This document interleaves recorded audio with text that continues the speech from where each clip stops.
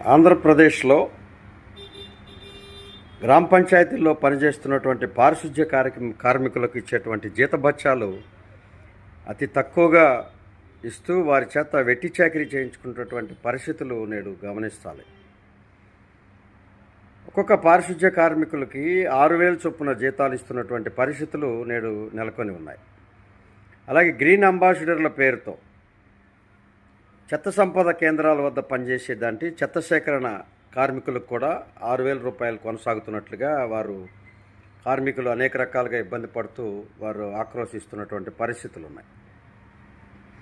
అయితే ప్రభుత్వం లక్షలాది రూపాయలు ఖర్చు పెట్టి అనవసరంగా చెత్త లేకపోయినా, చెత్తని సంపదగా సృష్టించకపోయినా చెత్త సంపద కేంద్రాలపై లక్షలాది రూపాయలు ప్రతి సంవత్సరం ఖర్చు పెట్టడానికి ముందుకొస్తూ ఉన్నది. చెత్త సంపదపై కేంద్రాల నిర్మాణంపై, నిర్వహణపై ఉన్నంత శ్రద్ధ చెత్త సేకరణ చేసేటువంటి కార్మికులపై చూపించకపోవడం ప్రభుత్వం సరైన విధానం కాదు.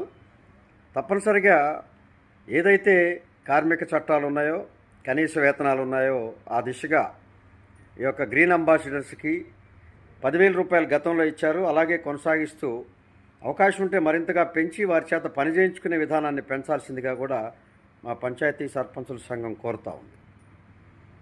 అయితే ఇవి కూడా గతంలో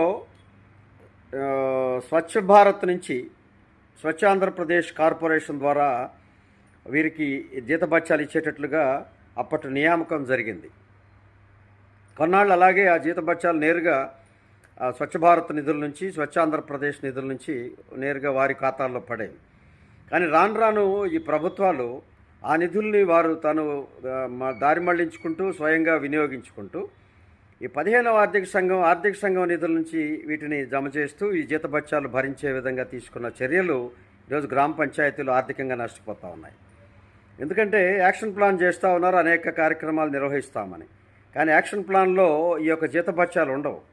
కానీ ప్రతి నెల ప్రతి గ్రామ పంచాయతీలో 4, 3, 5 ఉన్నటువంటి దీంట్లో ప్రతి నెల దాదాపు 50,000కు పైగా, సంవత్సరంలో 6 లక్షలకు పైగా ఈ యొక్క జీతభత్యాల కోసమే వీటిని కేటాయిస్తూ, అలాగే కరెంటు బిల్లులు చెల్లింపుల కోసం కేటాయిస్తూ, ఇవన్నీ కేంద్ర ప్రభుత్వ నిధుల నుంచి ఇవి కేటాయించడం వల్ల ఈ యొక్క గ్రామ పంచాయతీలు అభివృద్ధిని సాధించలేకపోతున్నాయనేది మనం గుర్తించాలి.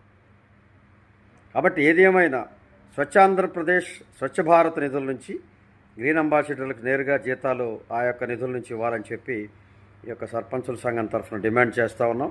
అలాగే వారికి 6,000 నుంచి 10,000కి ఇస్తూ వారి చేత సమగ్రంగా పనిచేయించుకొని గ్రామాలని పరిశుభ్ర గ్రామాలుగా ఉంచేందుకు జరిగే ప్రయత్నంలో ప్రభుత్వం ముందుకు రావాలని